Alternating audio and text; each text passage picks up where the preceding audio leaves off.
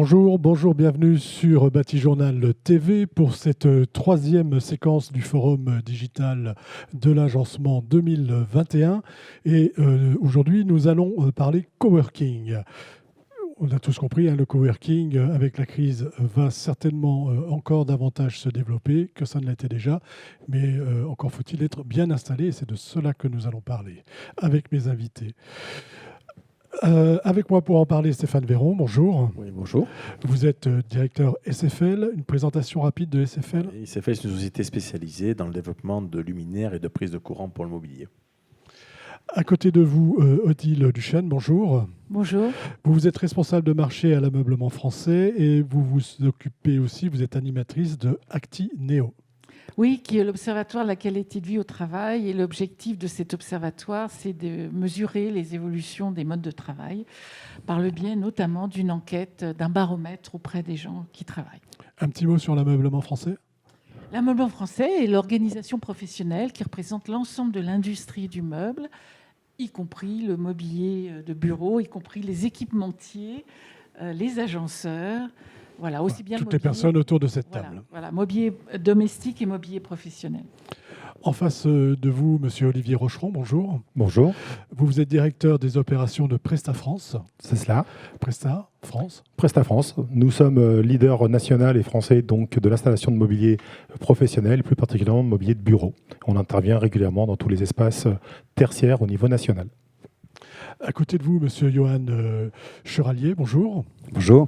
Vous êtes responsable vente nationale chez Réo. Réo, tout à fait, qui est un spécialiste du traitement des polymères, qui propose une gamme de bandes de champ la plus large du marché et aussi des matériaux de surface, donc à destination des menuisiers et des agenceurs, et aussi des systèmes de volets roulants, dont on parlera sûrement plus tard. À côté de vous, monsieur Wilfried Baudet, bonjour. Bonjour. Vous êtes responsable division industrie et mobilier de bureau chez Linac. Exact. Donc, et Linac, petite présentation. Linac est une entreprise positionnée en France, mais qui fait partie d'un groupe danois. Nous sommes spécialisés donc, dans la fabrication de systèmes motorisés télescopiques pour le réglage en hauteur de bureaux ou de salles de réunion, par exemple, ou de tables de réunion plutôt. Voilà. Alors, on va commencer avec vous, Odile. Et vous allez nous dire, c'est quoi un espace de coworking ? Redonnez-nous une définition et après, on verra comment bien l'installer. Alors, espace de coworking, c'est en fait une alternative aux immeubles de bureau, finalement. C'est une offre à la fois de bureaux, puisqu'on peut, dans un espace de coworking, louer des bureaux, louer des salles de réunion, mais également louer à la place. Puisque dans un espace de coworking, effectivement, la face que l'on connaît le mieux, c'est ces espaces de coworking façon hôtel, comme à la maison, où effectivement, il va y avoir beaucoup de mobilier qui ne ressemble pas à ce qu'on trouve traditionnellement dans des bureaux, des canapés, des tables basses, des bureaux quand même, enfin des postes de travail pour travailler. Voilà. Et donc, alors, au départ, l'espace de coworking, il y a une dizaine d'années, ça fait longtemps que ça existe, était plutôt...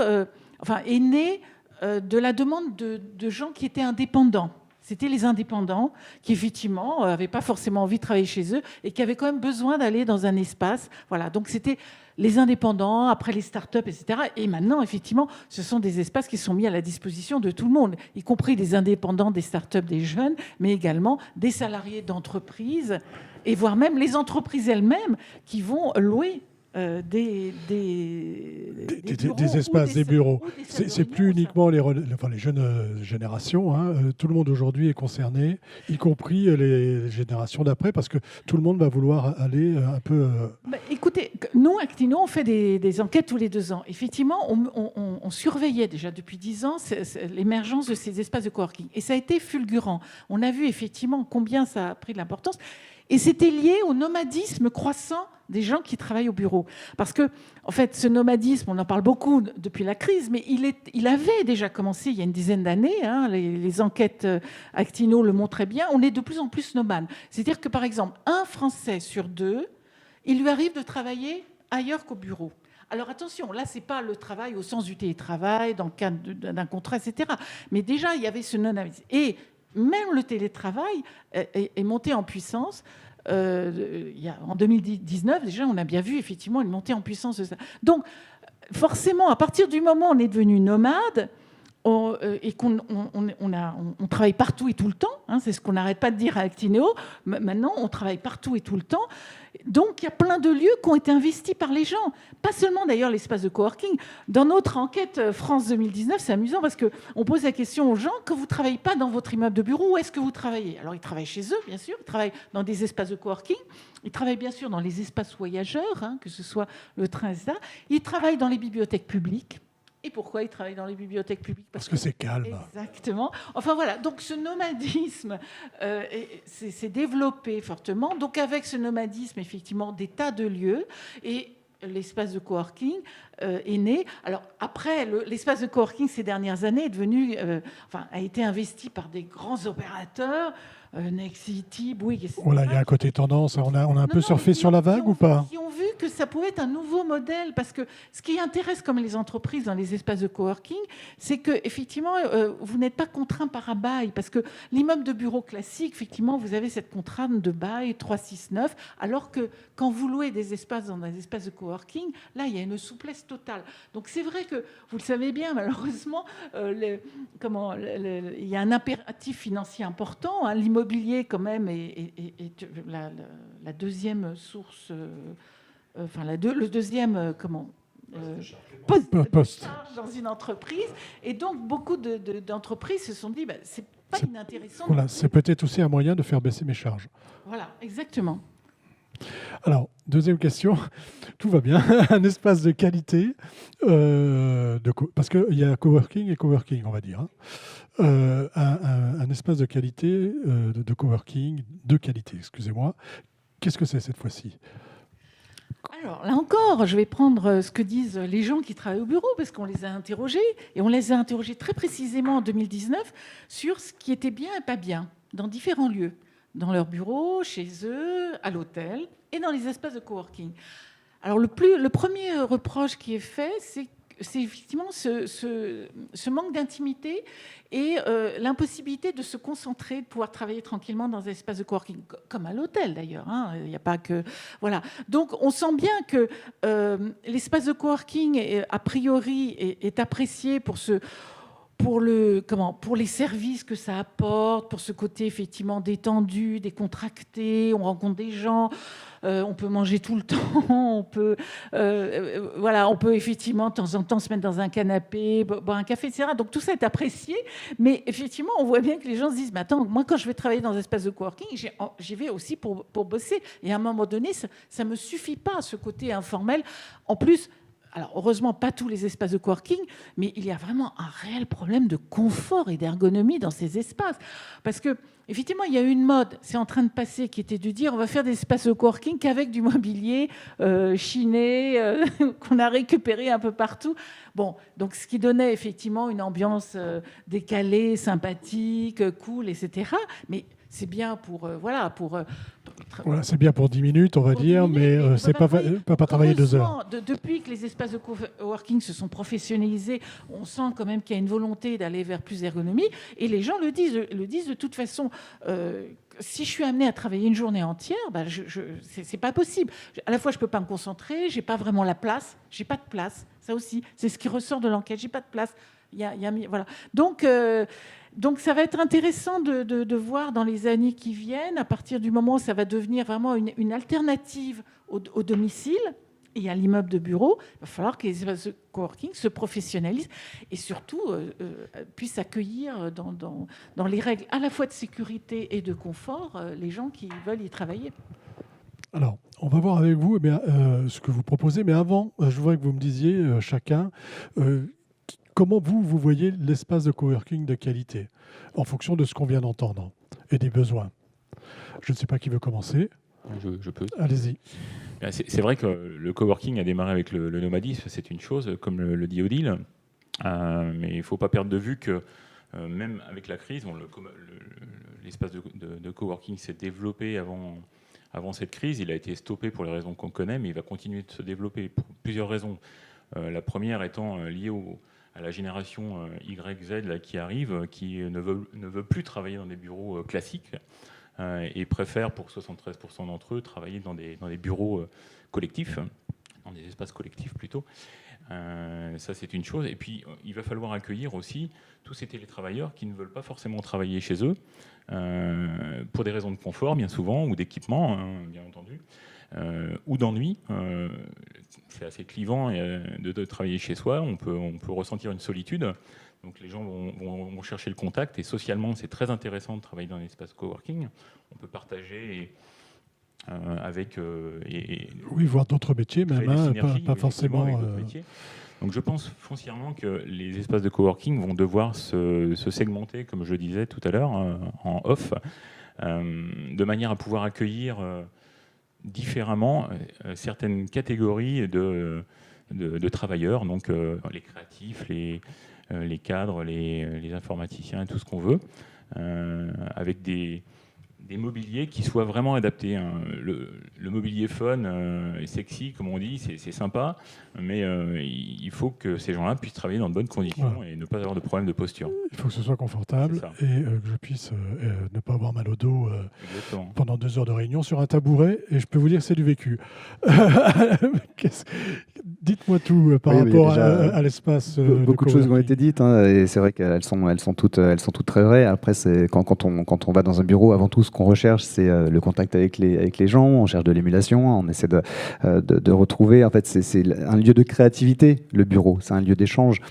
Et là, on le voit là, dans les espaces de coworking. Donc, on a vraiment des micro-sociétés, des auto-entrepreneurs qui, comme vous le dites, avant, quand on était étudiant, on allait dans les bibliothèques et on recherchait quoi ? On recherchait une ambiance studieuse dans la bibliothèque, de calme, qu'on arrive à retrouver effectivement maintenant dans les ambiances de coworking.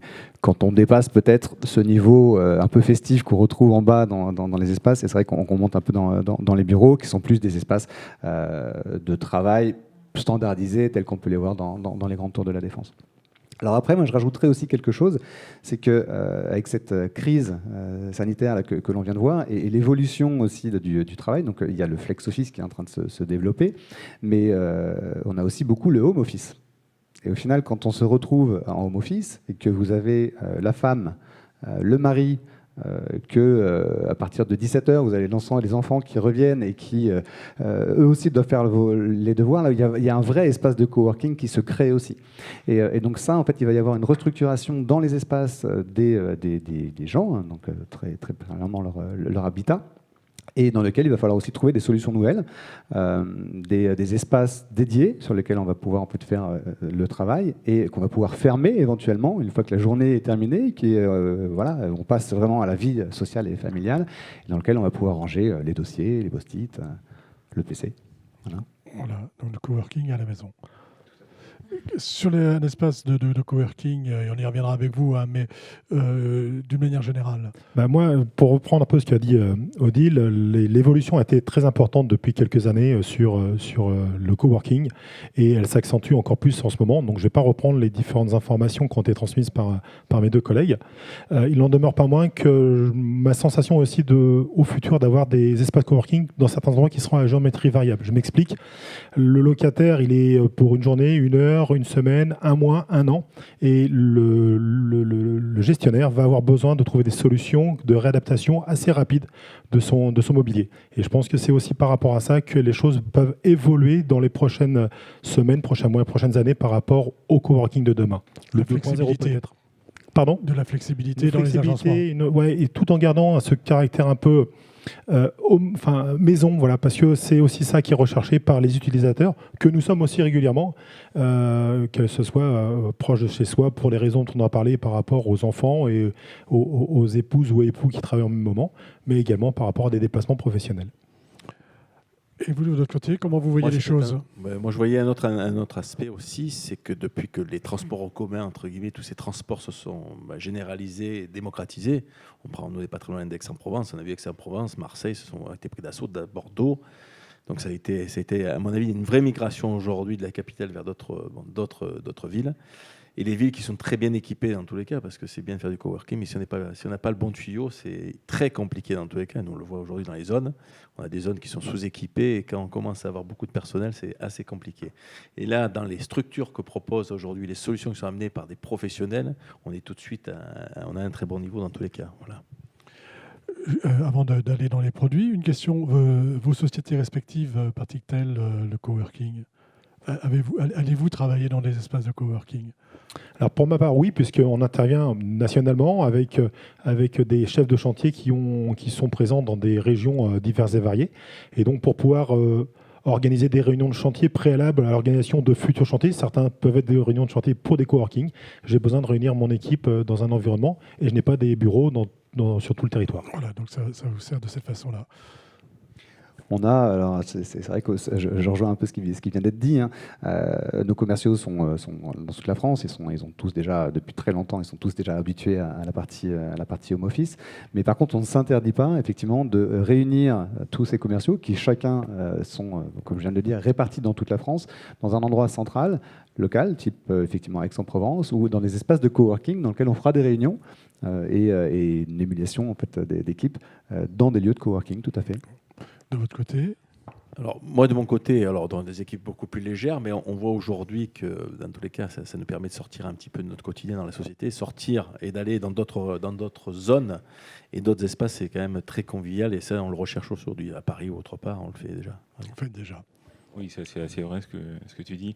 Mais je pense qu'aussi, d'ailleurs, des applications vont se développer, si ça n'existe pas déjà, pour noter les espaces de coworking en fonction des critères recherchés par chacun. C'est-à-dire, voilà, je cherche à travailler dans un espace calme, je veux trouver un espace de coworking via une application. Bon, je pratique un petit peu, mais pas tant que ça.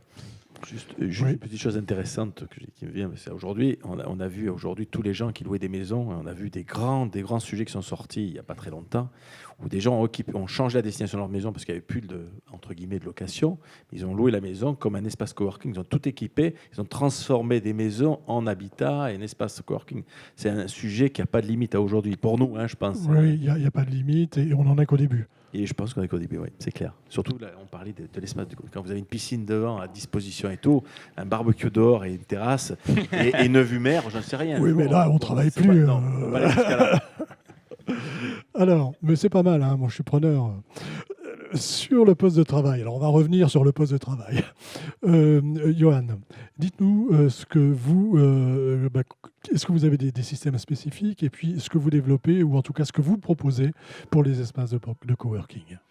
Alors nous, sur les espaces de coworking, ce qu'on voit, on vient de parler en fait, donc, du coup de bureaux avec beaucoup de passages, encore une fois. Donc on a vraiment beaucoup de personnes qui viennent, qui prennent possession de ces bureaux qu'on peut avoir aussi en fait, en bureau flexible. Ça peut être même la même entreprise, mais qui met à disposition un bureau pour 10 ou 15 employés. Donc du coup, on a une vraie problématique et que malheureusement, on a bien vécu là, pendant quelques temps avec cette fameuse crise sanitaire. On voit que tout ce qui est bactéries prolifère d'autant plus sur les surfaces. Regardez le nombre de fois que vous avez touché cette table en fait, depuis qu'on a commencé l'interview.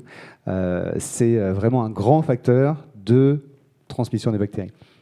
Donc, chez Réo, on a réfléchi un peu à cet espace sanitaire et on a essayé donc, du coup, de travailler sur nos surfaces et les bandes de champs aussi. Et donc, du coup, on a travaillé la matière et on est arrivé en fait, avec un mélange de ions d'argent à développer une matière que l'on vient positionner sur toutes nos surfaces, donc, que ce soit les surfaces horizontales, verticales ou nos bandes de champ, afin justement de protéger et d'empêcher en fait, ces bactéries de proliférer. Et on va même jusqu'à arrêter et détruire cette bactérie en 24 heures. C'est-à-dire qu'au bout de 24 heures, la bactérie n'a non seulement plus proliféré, mais est détruite avec ce type de matériaux. Donc ça s'appelle Health Project chez Réo, protéger la santé. Protéger la santé, donc avec des matériaux revêtus d'une surface antibactérienne. Hein. Tout à fait. Chez vous, comment ça se passe ? Qu'est-ce que vous proposez ? Bien, chez l'INAC, on a une multitude de solutions pour mouvoir un poste de travail en hauteur et permettre le travail assis debout.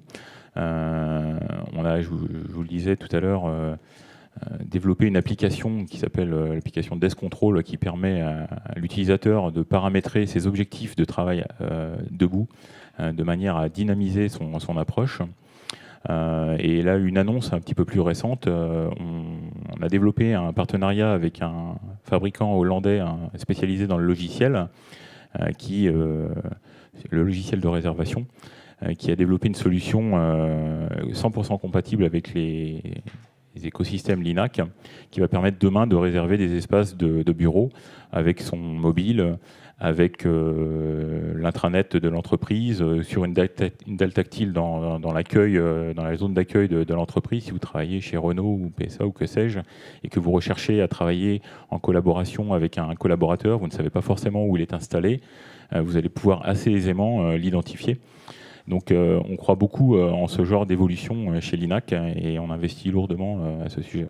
Sur ce type-là, on est un peu plus loin que le poste de travail finalement. Oui, mais qu'est-ce qu'on cherche à faire? C'est-à-dire qu'on cherche, demain on va parler d'espaces de travail multiples. On parlait tout à l'heure de bureaux chez des particuliers ou de bureaux dans des zones de location type Régus. Il va s'agir de pouvoir réserver un espace de travail à proximité d'une zone, de son domicile ou de son entreprise ou d'un tiers-lieu quelconque. Et ce qui est important, c'est d'être en mesure d'offrir une solution qui permette de trouver facilement et rapidement cet espace de travail. Et c'est là-dessus qu'on table et qu'on investit chez l'INAC. Alors, table de travail, antibactérien, travail chez vous aussi, table de travail chez vous aussi. Et là, on va parler prise et peut-être éclairage, mais prise avant tout. Sûrement éclairage et prise. Sûrement éclairage. Ouais.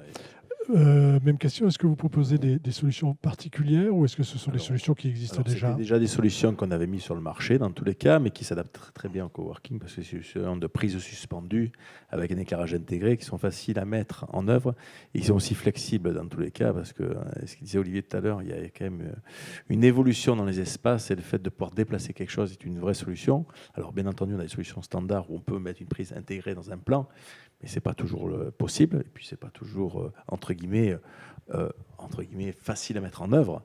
Donc voilà, donc oui, il y a des solutions comme ça qui existent aujourd'hui, oui, c'est clair. Donc les solutions suspendues avec le luminaire et la prise. Avec la prise de courant, le luminaire, dans tous les cas, le luminaire qui peut être commandé dans tous les cas par un interrupteur, c'est avec une intensité que le client pourra choisir. Voilà, c'est-à-dire que j'aurai quelque chose d'adapté voilà, exactement, par rapport à la qualité que vous recherchez aussi. Parce que j'imagine qu'il y a une contrainte sur ces lieux-là, c'est-à-dire qu'on a affaire à des personnes très différentes, des profils très différents, et il faut à chaque fois avoir plus de flexibilité dans les produits qu'on propose. Voilà, alors l'avantage qu'on a aujourd'hui avec ces produits qu'on propose, il y a une flexibilité d'origine, c'est qu'on peut régler la hauteur, donc ça les clients pourront le faire à leur gré, sans transformer le produit. Un des produits qu'on a lancé, c'est avec le Mercury double prise, donc on a 2 prises suspendues avec un câble qui est, entre guillemets, qu'on peut régler en hauteur, donc ça nous permettra d'adapter en fonction du profil des gens, de la hauteur, puis surtout du besoin qu'ont les gens, parce que comme il y a un éclairage intégré aussi, ils vont pouvoir le... Voilà, plus ou moins l'intensité, suivant son âge, par exemple. Voilà. Alors maintenant, on a vu le poste de travail. Est-ce que vous voulez ajouter quelque chose sur le poste de travail? Ou est-ce qu'on a fait le tour? Quelque chose qui n'est pas forcément stipulé, c'est qu'on a développé une nouvelle, en partenariat avec cette entreprise GoBright, ça a été vu, j'imagine, à l'écran en off, une commande qui permet d'afficher un petit peu à l'image de ce qu'on peut retrouver dans les parkings. Si le bureau est disponible, on a une lumière verte qui s'affiche sur la commande, et une lumière qui peut être d'ailleurs déportée sur une petite LED qui est positionnable sur l'écran. La lumière bascule au rouge si le bureau est occupé et au bleu si le bureau est désinfecté. Donc ça résonne un petit peu plus. Un petit peu avec la période Covid.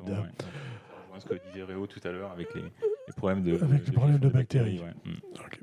Alors on va voir ce qui se passe maintenant autour du poste. Parce qu'il y a quand même des choses importantes. On a entendu parler que tout à l'heure, on disait que les gens avaient besoin d'intimité. Ils ont besoin aussi d'avoir du silence. Comment ça se passe ?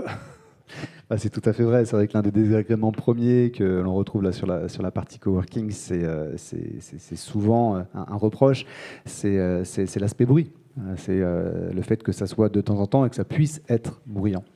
Donc du coup, on a des solutions qui existent. Vous avez les solutions de box, vous avez des box aussi dans lesquelles vous pouvez vous isoler, des box individuelles dans lesquelles vous pouvez téléphoner. Donc ça existe. Mais après, on a aussi la possibilité de travailler sur le mobilier environnant. Et quand j'entends mobilier environnant, j'entends aussi tout ce qui est les armoires de rangement que l'on utilise, classique, avec des volets roulants pour fermer ces dossiers. On a travaillé, nous, du coup, chez Réo, sur ces volets, donc sur cette gamme de volets roulants. Et on a créé une gamme qu'on appelle donc Rovisio Acoustic Line, qui vient transformer ces armoires en murs antiphoniques, on va appeler, en murs anti-bruit. On vient donc travailler l'âme les profilés que vous avez à l'intérieur de ces volets. On vient faire des micro-perforations à l'intérieur de ces profilés et on vient intégrer un corps dans le corps creux, une membrane anti-acoustique qui au final vient emprisonner le bruit et on va travailler sur toutes les bandes de fréquence du son. L'idée, c'est d'absorber le son. Absolument, et notamment la parole. Quand on parle de toutes les bandes de fréquences, il y a la parole surtout, quand on passe des coups de téléphone, donc ça dérange forcément, et on va jusqu'à absorber 80% des bruits environnants avec ce type de solution. Donc c'est une solution qui me permet à la fois de faire du rangement et en même temps qui m'apporte une réponse sur l'acoustique, sur le confort acoustique. Vous avez tout à fait effectivement l'application classique d'une armoire qui est de ranger les choses, et vous avez en fait l'application effectivement anti-bruit, donc qui vient faire en fait le jeu de mur anti-bruit, tout à fait. Est-ce que tous les deux, vous travaillez également autour du poste de travail ? La seule chose que je pourrais souligner à ce niveau-là, c'est que chez l'INAC, en R&D, on porte énormément d'attention au bruit et au silence donc de nos solutions. C'est-à-dire qu'on a des moteurs dans nos colonnes télescopiques. Donc, quand il s'agit de régler un bureau dans un espace ouvert ou dans un espace de coworking, il est quand même important d'avoir qu'il soit silencieux. Ouais, donc ça contribue au confort d'utilisation. Donc, et on est d'ailleurs reconnu pour être plutôt bien positionné à ce niveau. Sur l'éclairage et la prise. Alors la prise, on avait lancé des prises automatiques avec un moteur dedans et c'était un des arguments forts, c'était que le bruit soit le plus bas en termes de décibels pour éviter que le moteur entre guillemets détériore l'usage du produit, surtout l'aspect phonique. Et ça, on travaille là-dessus aussi, dans tous les cas. Parfait. Eh bien, on va voir maintenant comment ça se passe dans la vraie vie. Maintenant que vous avez des beaux produits, comment vous vous en saisissez et puis comment faire une bonne installation d'un espace de coworking ? Ça veut dire quoi ? Dans la vraie vie, ça se passe plutôt bien, on va dire, quand même, puisque une fois qu'on a tous ces outils qui sont mis à disposition de l'agenceur, ils sont aussi proposés au client final, souvent l'organisme qui s'occupe du coworking. Et nous, notre rôle, c'est d'organiser donc les livraisons et l'installation en fonction des plans, en fonction des caractéristiques qui ont été demandées par l'architecte et par le client final, en accord bien évidemment avec l'agenceur qui a fabriqué les produits avec toutes les contraintes qui lui ont été données préalablement. Nous, notre rôle, c'est donc de mettre en forme, en image, j'ai tendance à dire, il y a une partition de musique et nous, on joue la musique de telle manière qu'au final, tout le monde soit content et soit agréablement, non pas surpris, mais que ce qui était sur le papier soit bel et bien ce qui est réalité. Je fais juste un petit parallèle avec l'acoustique.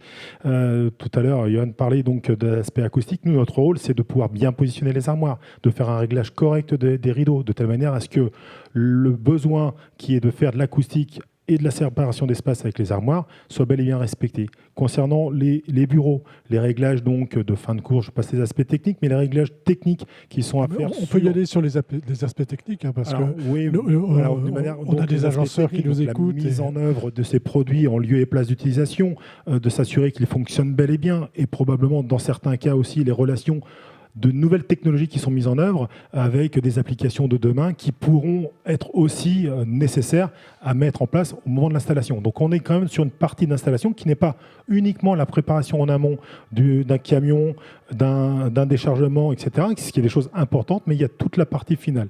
Et je finis avec la partie, entre guillemets, électrique.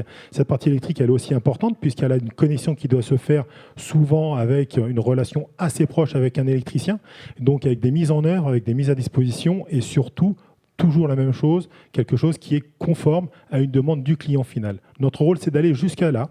Donc, traitement des déchets, valorisation des déchets, mise en place de personnel formé et compétent aux différents produits, mais également une restitution en fin de chantier d'un compte-rendu de chantier qui permette aux clients de savoir et de s'assurer, qui est souvent à quelques centaines de kilomètres du lieu d'installation, que son installation, que ses produits sont bel et bien installés conformément à sa demande.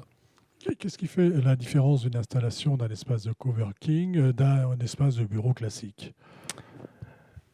Pas grand-chose, si ce n'est la destination. Un espace de bureau classique, il est destiné à une entreprise. C'est ce qu'on disait tout à l'heure. Un espace de coworking est destiné à plusieurs entreprises.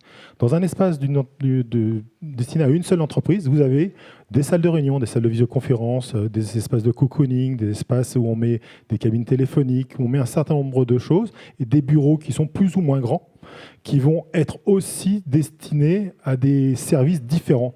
Un service comptable, ce n'est pas un service engineering. Ils n'ont pas les mêmes besoins, mais en rangement, en linéaire de rangement, etc. Au niveau du coworking, c'est la même chose. Si vous êtes gestionnaire d'un espace de coworking et que vous avez une équipe d'experts comptables qui vient, il aura besoin de moyens différents que si ce sont des créatifs dans l'événementiel pour un nouveau projet à Dubaï. Et ça, automatiquement, les produits doivent changer. Et nous, notre rôle aussi au niveau des espaces coworking, c'est de pouvoir réaménager les produits en fonction du locataire précédent et du locataire suivant. Parce que, comme je viens de le dire, les espaces et les besoins ne sont pas les mêmes. Voilà. Donc, c'est des espaces, excusez-moi, qu'il faut faire vivre, c'est ça? Exactement. Et comment les fait-on bien vivre? En s'assurant de la qualité, donc la maintenabilité des produits. Donc ça, c'est quelque chose d'important concernant la qualité des produits qui sont pris initialement sur le projet.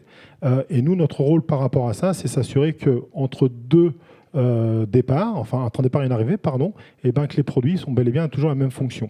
Donc je reprends toujours cet aspect, alors là on va toucher les choses un peu plus électriques ou électroniques, mais sur une armoire, c'est s'assurer que la porte ferme bien de telle manière que l'aspect acoustique puisse toujours être respecté. Sur un bureau, un poste de travail réglable en hauteur, c'est s'assurer que le montée et descente fonctionne bien, que la télécommande n'a pas été détériorée involontairement, et sur une prise de courant, s'assurer qu'elle fait bel et bien fonction avec le RJ45, avec le réseau, avec un certain nombre de choses, facilement, mais qui permet de maintenir. C'est des produits qui aujourd'hui sont des services qui sont proposés, mais qui aujourd'hui nécessitent d'aller un peu plus loin qu'on ne le fait aujourd'hui sur un certain nombre de choses. C'est notre métier et c'est notre objectif. D'accord. Alors, on y reviendra tout à l'heure, parce qu'après, je vais vous demander un peu... je vais le faire tout de suite. Vos relations avec les agenceurs, comment ça se passe?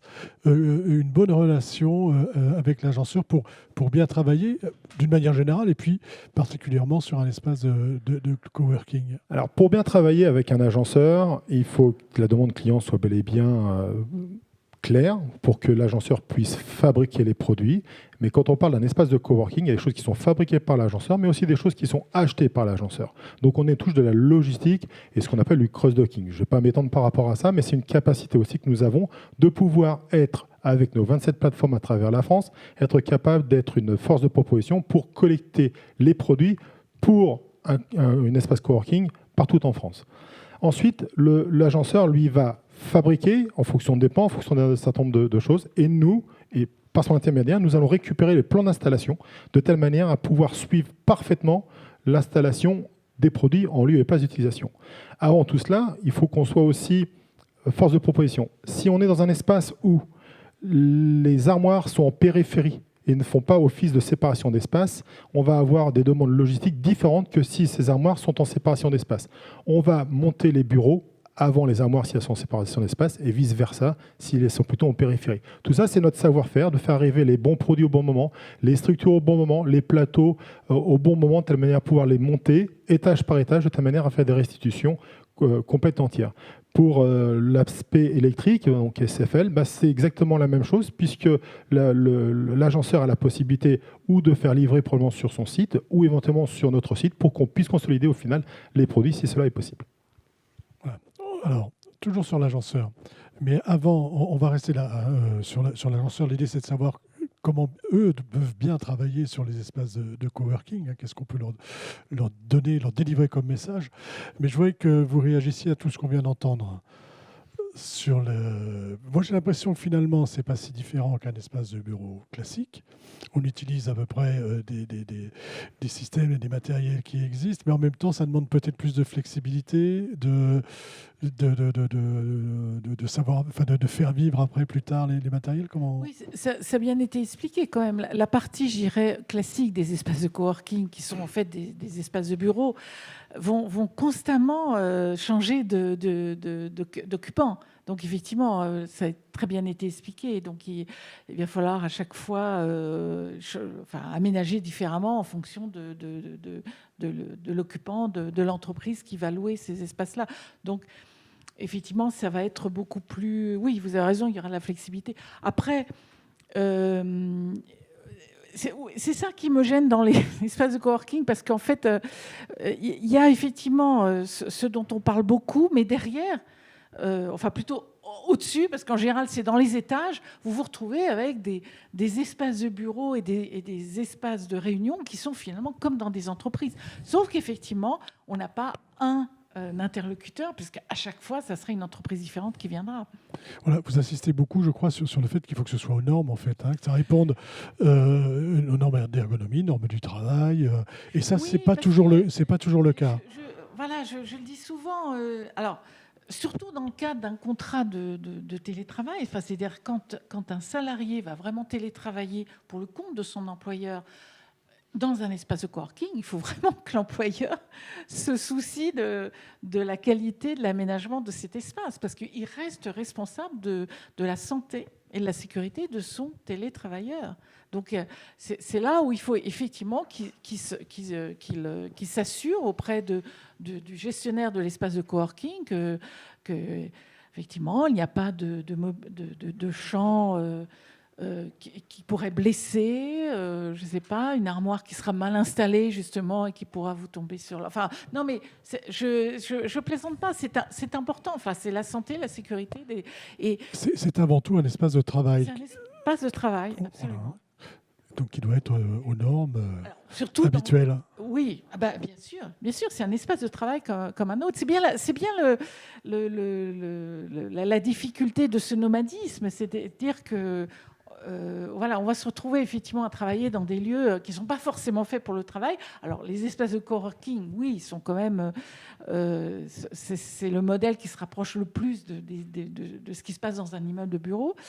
Mais c'est important pour le confort. Pour le confort d'avoir... la santé des gens. Tout à fait. Sur ces aspects-là, avant de continuer avec vous... Oui, je voulais juste rebondir par rapport à ce que Odile vient de dire, et notamment par rapport à la compétence des agenceurs de proposer des produits techniques. C'est vrai qu'on va de plus en plus vers des produits qui sont vraiment techniques, qui ont une vraie valeur ajoutée, et Olivier le soulevait.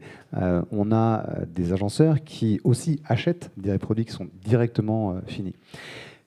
J'en reviens au volet roulant. L'agenceur n'a pas forcément la compétence lui-même de développer son propre volet roulant, le propre caisson à la bonne dimension. Donc là, on a un service aussi qu'on propose chez Réo, qui est justement de définir donc, un configurateur qui permet et qui aide les agenceurs à arriver avec les dimensions donc, des bureaux dans lesquels ils souhaiteraient installer ce type d'armoire avec les volets roulants.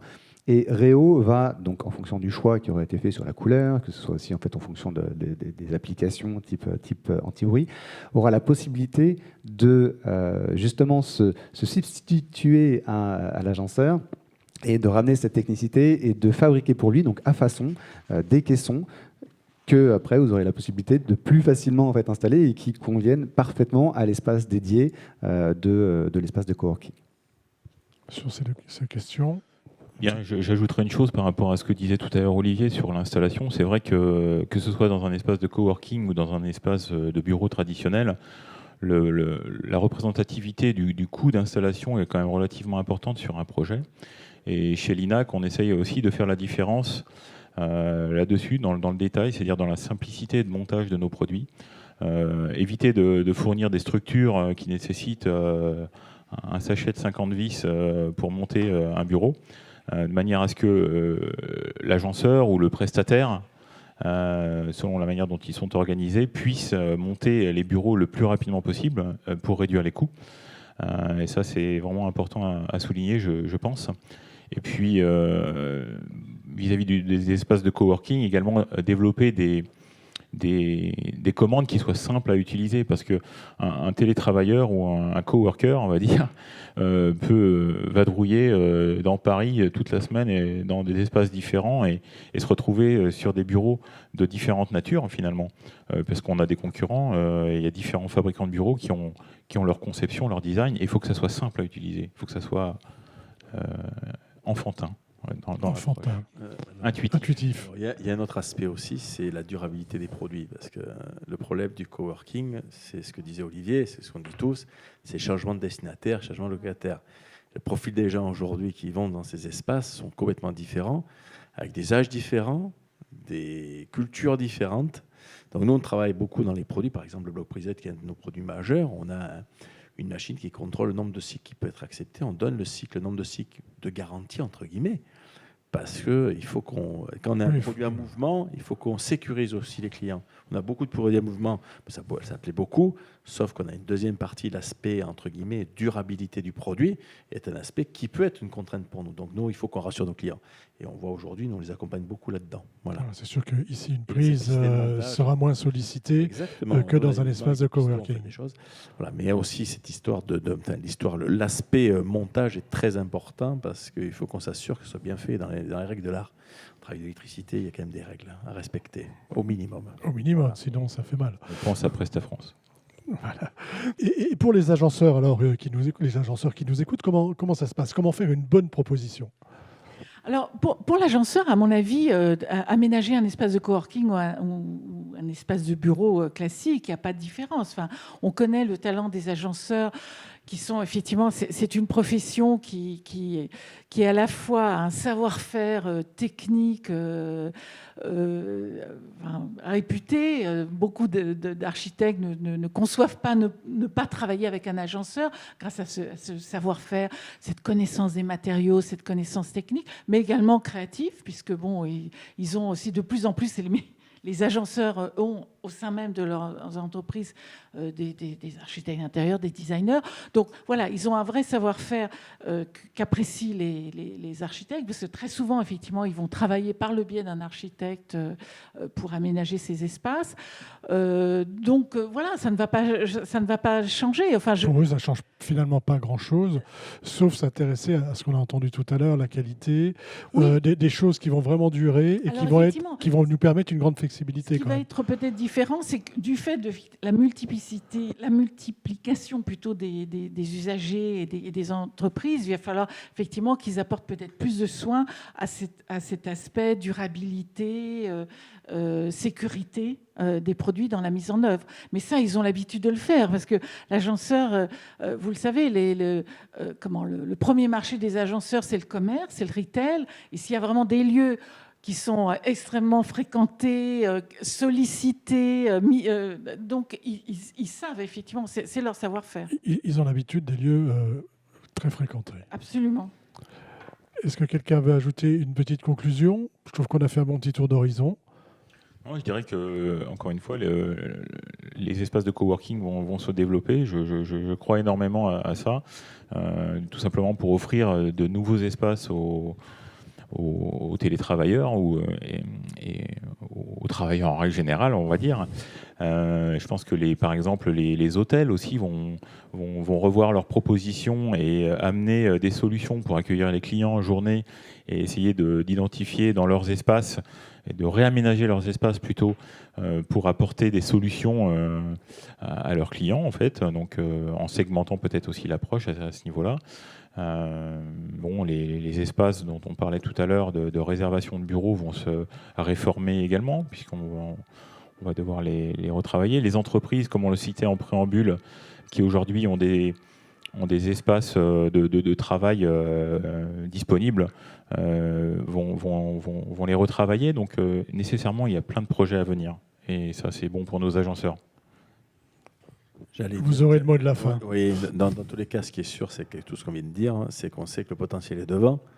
bon, il faut se l'approprier. Il y a des matières, il y a de la technique, il y a l'intégration de tout ça, et puis une bonne pause. Mais c'est vrai il y a vraiment des choses. On est dans un bouleversement du modèle. Et je pense que pour nous, c'est une bonne opportunité. Voilà, dans tous les on cas. est au début d'un processus qui va s'accélérer avec la fin de crise. Exactement. Espérons-le. Exactement.